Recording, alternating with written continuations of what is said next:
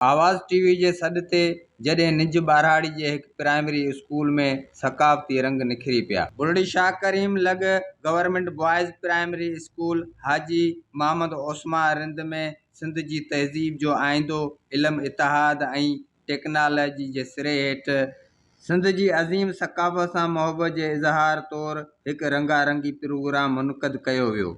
School जा शागिर्द टोपियूं अजरक पाए हथनि में बैनर ऐं अजरकनि वारा झंडा खणी जीए सिंध वारा जीअनि गीत ते झूमरियूं हणंदा स्कूल जे ग्राउंड में पहुता, जिते पहिरीं खां चौथे क्लास जे शागिर्दनि इमरान एबी रिंद, फिरोज़ अहमद रिंद, निज़ाम समो, अब्दुल गफ़ार हिदायतुल्लाह रिंद, सुहाना ऐं रुखसार समेत स्कूल जे उस्ताद अल्लाह बचायो रिंद समेत सिंध जे शानदार तहज़ीब ऐं तारीख़ मुतलक आवाज़ टीवी सां ॻाल्हाईंदे चयो त The civilization of Sindh is 7,000 years old. We are proud of our land and our culture. We are very thankful to Awaz TV. अॼु दुनिया जी कुंड कुर्च में रहंदड़ सिंधी पंहिंजी क़ौमी ईद मल्हाए रहिया आहिनि। हिन मौक़े ते सिंध जे माण्हुनि खे अपील थो करियां त पंहिंजा ॿार असां जीअं सरकारी स्कूल में पढ़ायो।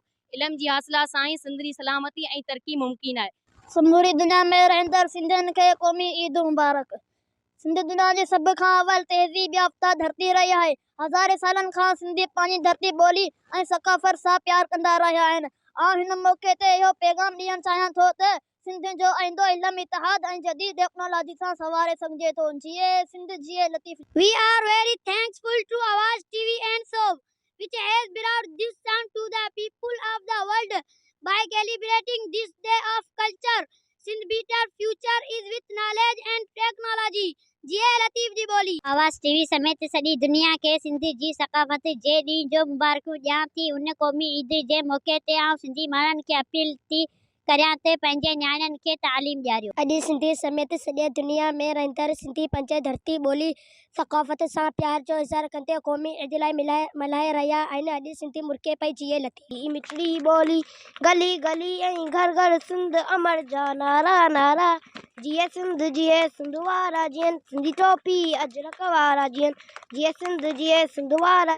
आवाज़ टीवी जो इंतई थोराईंदो आहियां जंहिं सिंध जो आईंदो इल्म, इतिहाद ऐं टेक्नोलॉजी जे सिरे हेठि ही आवाज़ बुलंद करे सॼी दुनिया जे अंदरि सिंध जो हिकिड़ो पैगाम पहुचायो आहे त सिंधी माण्हू जेको सो सॼी दुनिया जेको जदीद तरक़ी तरफ़ गामज़न आहे, असीं पंहिंजे हिसे जो साइंस, असीं पंहिंजे हिसे जी टेक्नोलॉजी, असीं पंहिंजे हिसे जो इल्मु कीअं हासिलु कयूं, उन जे लाइ हिकिड़े असांखे तमामु हिकिड़ी वॾी जिदोजहद करणी पवंदी। उहा जिदोजहद असां तइलीम जे ज़रिए ई करे सघूं था, इल्म जी हासिलात जे ज़रिए ई करे सघूं था। हिननि जो चवणु हो त आवाज़ टीवी सिंध जे बहितर मुस्तक़बिल लाइ सिंध जी तहज़ीब जो आईंदो, इल्म, इतिहाद ऐं टेक्नोलॉजी जो जेको सॾु ॾिनो आहे, उहो सिंध जी तरक़ी, ख़ुशहाली, सलामती ऐं जदीद दुनिया सां ॻंढिजण जो बावकार गस आहे। कैमरामैन शाहजहान अली रिंद सां गॾु अली हसन रिंद, आवाज़ न्यूज़, बुलड़ी शाह करीम।